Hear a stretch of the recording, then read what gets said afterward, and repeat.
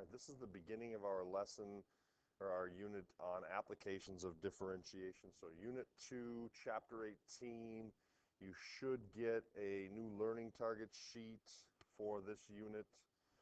Ms. Linton can hand those out, please. And you can pause the video while you get those handed out. But here we go. This is about applications of differentiation.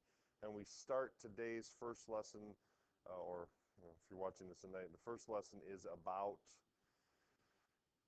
rates of change.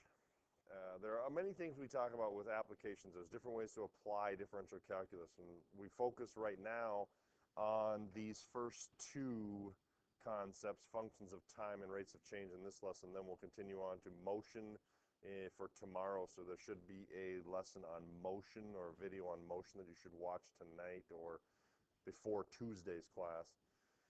Then we'll move into curve properties, optimization, and some other applications. But before the break, we're going to have a quiz on those two learning targets, basically the first two learning targets, which we'll cover today and tomorrow. We'll take Wednesday as a review, possibly Thursday quiz or Friday quiz, depending on how much review we need.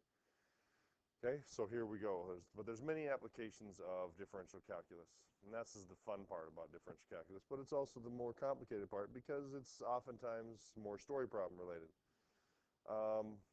So for example, there are countless quantities in the real world that vary with time, temperature varies continuously, height of a tree, and so on. And sometimes what happens is we label them, as opposed to just having f of x, we label them using specific relationships. So S of t would be how's the speed of a runner over time, or h of t is the height of a person riding a Ferris wheel over time, or c of t, the capacity of a person's lung. So in other words, the capacity function, the height function, the speed function, or the distance function.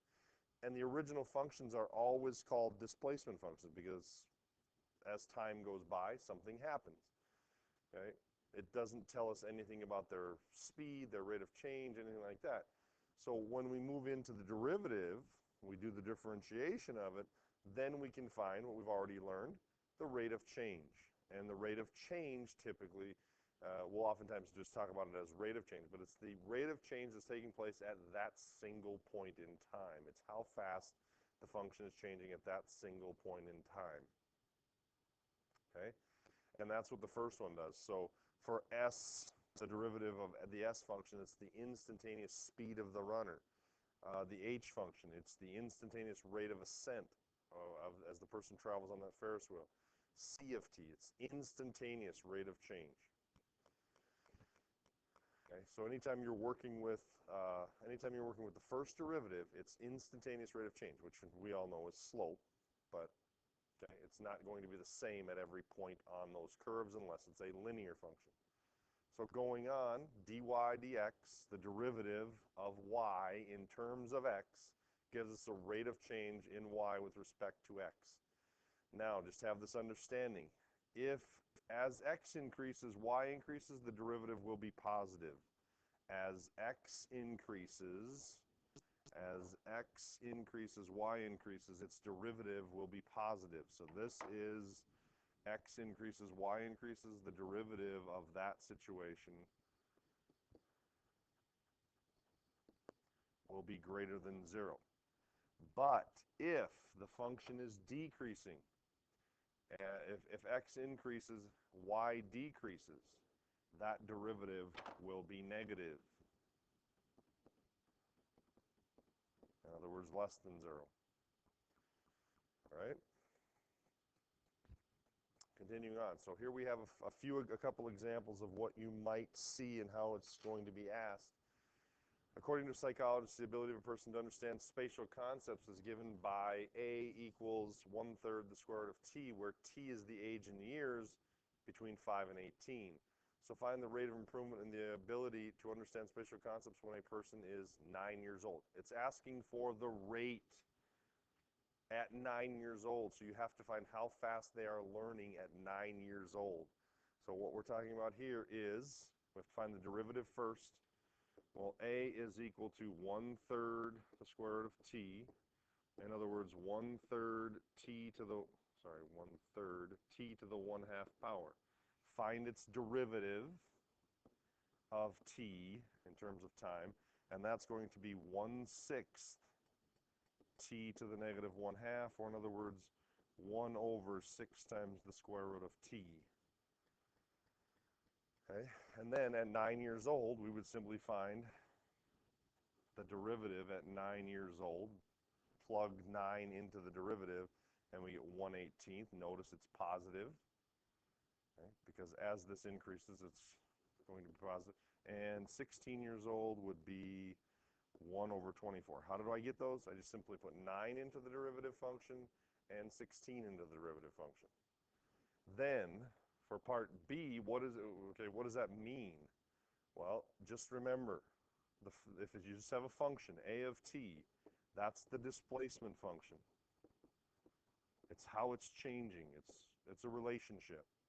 But the derivative, a of t, and this is where we're answering question B, okay, that is the rate of change. Rate of change. Okay. And then for C, a double prime of t represents okay, here we typically talk about it as being velocity, its rate of change. This is acceleration. It takes a little bit further. Acceleration. This is the acceleration function. It's how fast is it changing at that particular point. Okay, so they're related, but they're not the same thing. My rate of change is different than acceleration. Okay,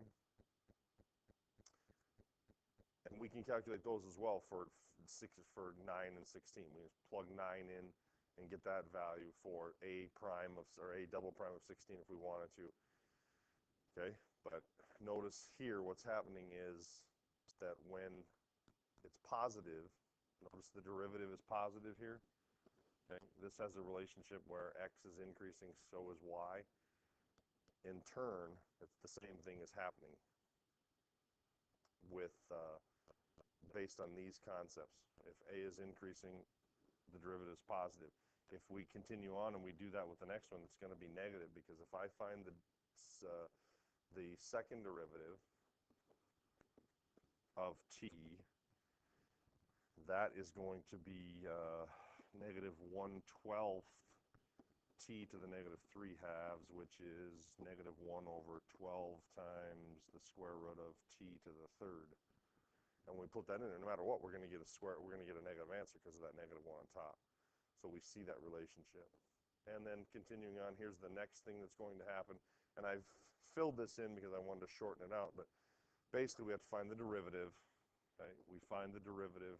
From there, we can plug those values into the derivative 150 and calculate, get some answers for those. So I didn't spend a lot of time doing the work here. I'm going to leave this derivative for you to calculate and show tomorrow. So we're going to leave that derivative out, but you need to figure out what the derivative is. And if you're perceptive at all, you can figure it out because I've basically shown you what it is below.